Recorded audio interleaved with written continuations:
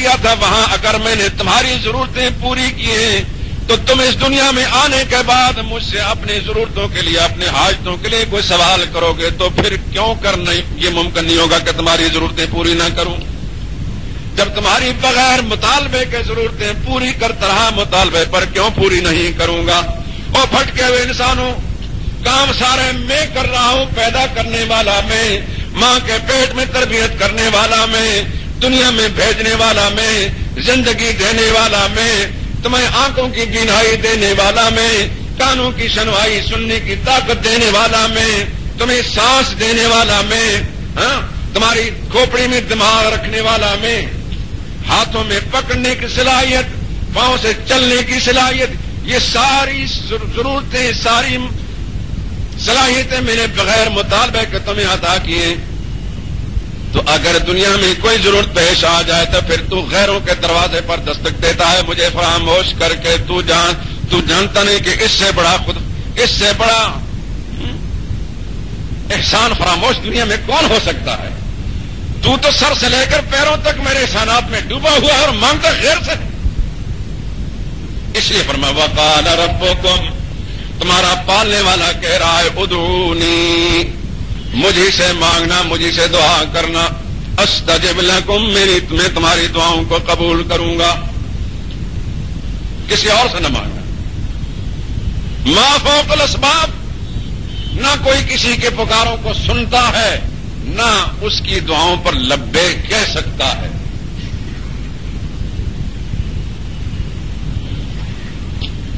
نہ کوئی اور سننے والا، نہ کوئی جاننے والا، نہ کوئی حاجت روائی کرنے والا.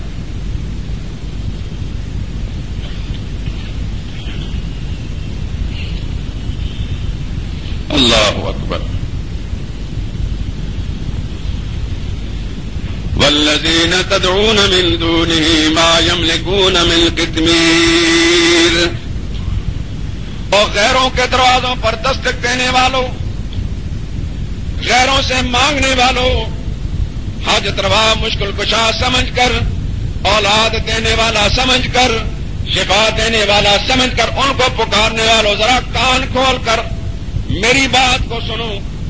والذین تدعون من دونہ، جن کو تم مجھے چھوڑ کر پکارتے ہو، ما یملکون من قطمیر،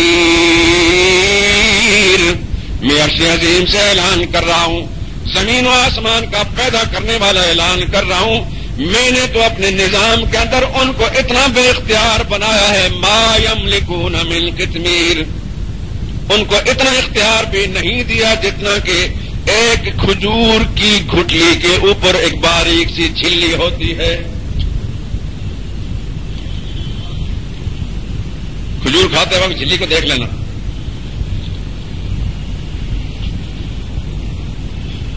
یہ قرآن میں لکھا ہے، سورہ فاطر کی آیت نمبر 13 اور 14 جا کر دیکھ لینا. 22واں پارہ سورہ فاطر، آیت نمبر 13 اور 14. والذین تدعون من دونہ، یہ وہ دعا والا مسئلہ، جن کو تم پکارتے ہو اللہ کے سوا، اللہ کو چھوڑ کر پکارتے ہو، یہ سمجھ کر پکارتے ہو کہ ہماری حاجتیں پوری کرتے ہیں، مشکلیں ہٹاتے ہیں، اولاد دیتے ہیں، شفا دیتے ہیں، غربت دور کرتے ہیں، مقدموں میں رہائی دیتے ہیں. اللہ فرماتے ہیں میں اعلان کرتا ہوں عرش عظیم کا مالک، ما یملکون من قطمیر. تم بھٹکے ہوئے انسانوں ان سے مانگتے ہو، میں نے تو ان کو اتنا اختیار بھی نہیں دیا جتنا کہ کھجور کی ایک فالتو گھٹلی کے اوپر فالتو سی جھلی ہوتی ہے. کھجور تو پھر کرامت چیز ہے، اس کی گھٹلی جیسے تم فالتو سمجھ کر پھینک دیتے ہو، گھٹلی پھر کام آ سکتی ہے کہ کوئی دوسرا درخت اگ جائے گا، اس کے اوپر جھلی تو کسی کام کی نہیں. اللہ نے فرمایا وہ جھلی سے زیادہ بے اختیار ہے.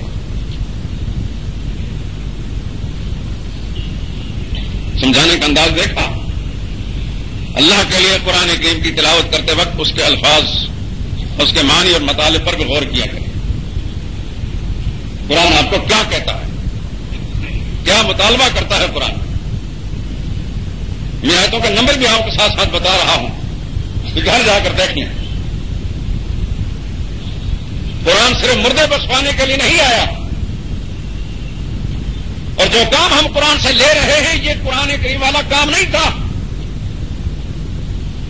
یہ غلط فائدہ اٹھا رہے ہیں ہم۔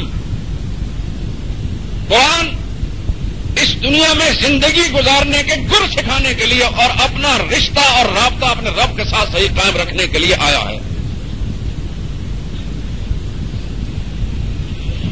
تم دنیا میں کیوں آئے ہو، کیسے زندگی گزارنی ہے، دنیا والوں کے ساتھ تمہارے تعلقات کیسے صحیح ہو سکتے ہیں، اور خالق کائنات کے ساتھ تمہارا تعلق کیسے قائم ہو سکتا ہے، یہ سکھانے کے لیے قرآن آیا ہے۔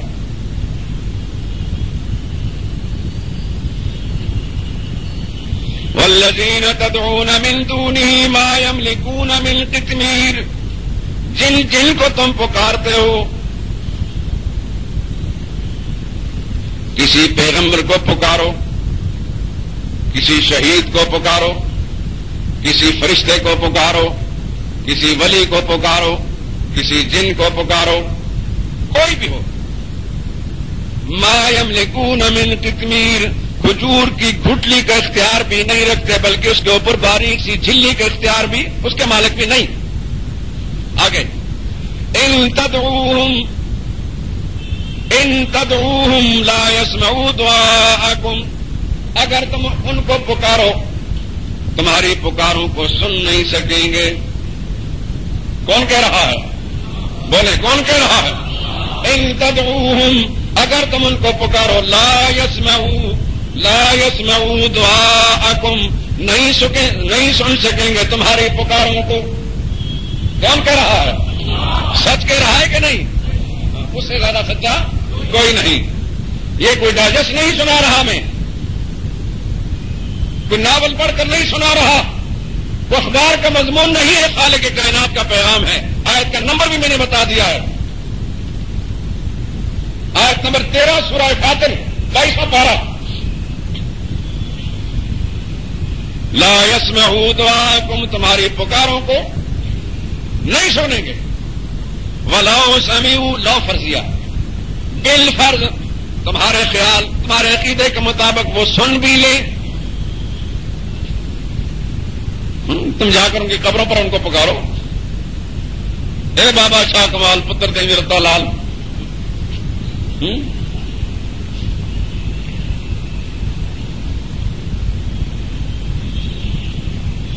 ولو سمعوا بالفرض، وہ سن لی، مستجابوا لکم، کبھی بھی تمہاری پکاروں پر لبیک نہیں کہہ سکیں گے۔ یہ اطلاع کس نے دی ہے؟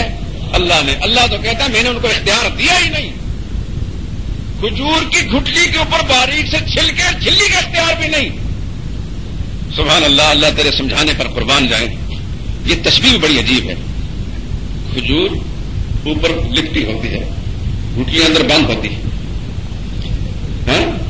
اور گھٹلی کے اوپر جھلی ہوتی ہے۔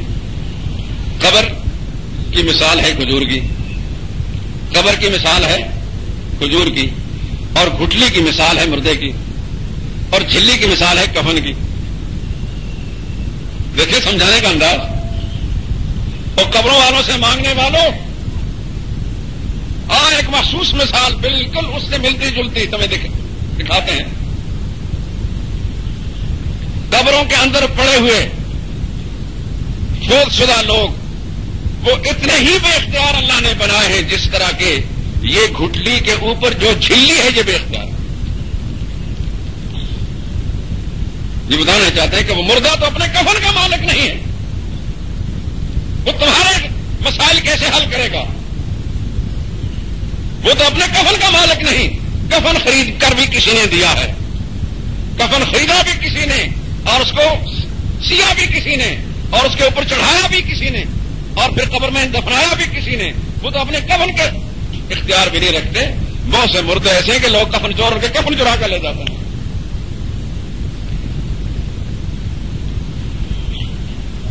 اور جو ساری کائنات کا پیدا کرنے والا، زمین و آسمان کے نظام کو چلانے والا، جو ہمیشہ سے زندہ ہے، جس پر موت نہیں آتی، جس پر موت نہیں آئے گی، جو ابد الآباد کے لیے الحی القیوم ہے، وہ حی بھی ہے قیوم بھی ہے، وہ زندہ بھی ہے، ہمیشہ زندہ رہنے والا۔